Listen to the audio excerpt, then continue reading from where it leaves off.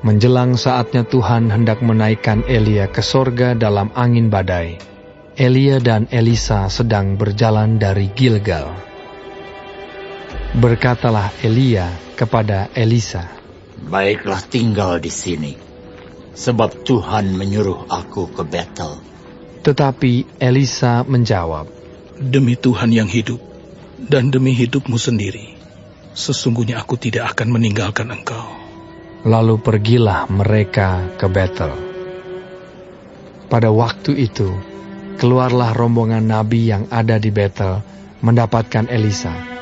Lalu berkatalah mereka kepadanya, "Sudahkah engkau tahu bahwa pada hari ini Tuhanmu akan diambil daripadamu oleh Tuhan, terangkat ke sorga?" Jawabnya, "Aku juga tahu. Diamlah." Berkatalah Elia kepadanya, "Hei Elisa, baiklah tinggal di sini, sebab Tuhan menyuruh aku ke Yeriko."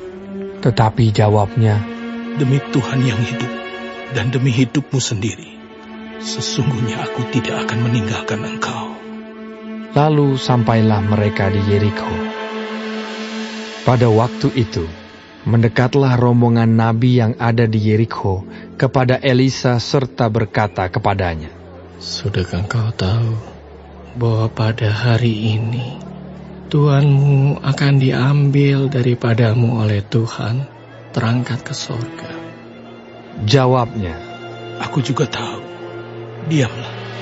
berkatalah Elia kepadanya, "Baiklah tinggal di sini, sebab Tuhan menyuruh aku ke sungai Yordan." Jawabnya, "Demi Tuhan yang hidup, dan demi hidupmu sendiri, sesungguhnya aku tidak akan meninggalkan engkau." Lalu berjalanlah keduanya. 50 orang dari rombongan nabi itu ikut berjalan, tetapi mereka berdiri memandang dari jauh ketika keduanya berdiri di tepi sungai Yordan. Lalu Elia mengambil jubahnya, digulungnya, dipukulkannya ke atas air itu. Maka terbagilah air itu ke sebelah sini dan ke sebelah sana, sehingga menyeberanglah keduanya dengan berjalan di tanah yang kering. Dan sesudah mereka sampai di seberang, berkatalah Elia kepada Elisa, "Mintalah apa yang hendak kulakukan kepadamu, sebelum aku terangkat daripadamu." Jawab Elisa, "Biarlah kiranya aku mendapat 2 bagian dari rohmu." Berkatalah Elia, "Yang kau minta itu adalah sukar. Tetapi jika engkau dapat melihat aku terangkat daripadamu, akan terjadilah kepadamu seperti yang demikian. Dan jika tidak akan terjadi." Sedang mereka berjalan terus sambil berkata-kata, tiba-tiba datanglah kereta berapi dengan kuda berapi memisahkan keduanya. Lalu naiklah Elia ke sorga dalam angin badai. Ketika Elisa melihat itu, maka berteriaklah ia, "Bapakku! Bapakku! Kereta Israel dan orang-orangnya yang berkuda!"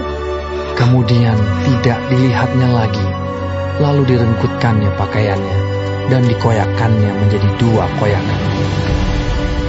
Sesudah itu, dipungutnya jubah Elia yang telah terjatuh. Lalu ia berjalan, hendak pulang dan berdiri di tepi sungai Yordan. Ia mengambil jubah Elia yang telah terjatuh itu, dipukulkannya ke atas air itu sambil berseru, "Di manakah Tuhan Allah Elia?"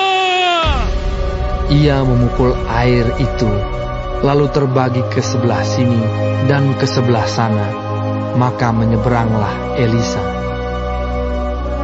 Ketika rombongan nabi yang dari Yeriko itu melihat dia dari jauh, mereka berkata, "Roh Elia telah hingga pada Elisa." Mereka datang menemui dia, lalu sujudlah mereka kepadanya sampai ke tanah.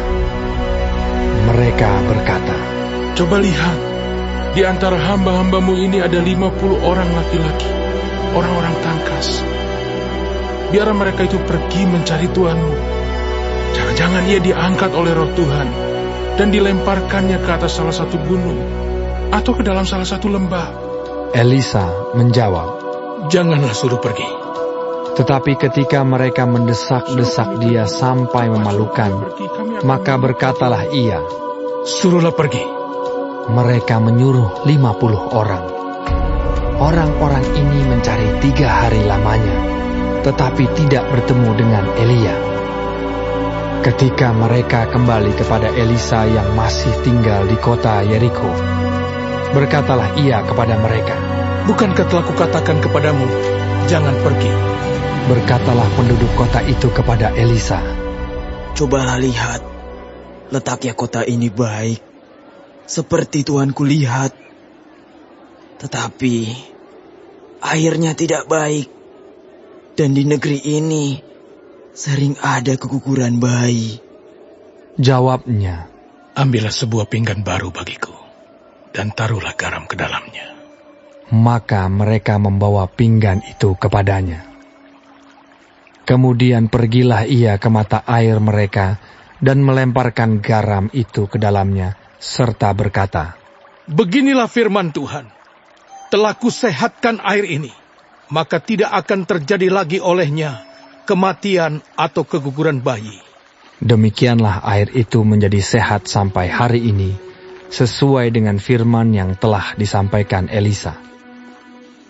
Elisa pergi dari sana ke Betel, dan sedang ia mendaki, maka keluarlah anak-anak dari kota itu, lalu mencemoohkan dia serta berseru kepadanya.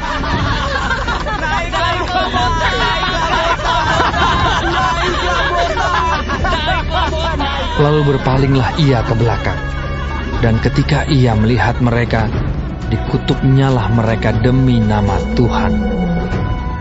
Maka keluarlah 2 ekor beruang dari hutan, lalu mencabik-cabik dari mereka 42 orang anak.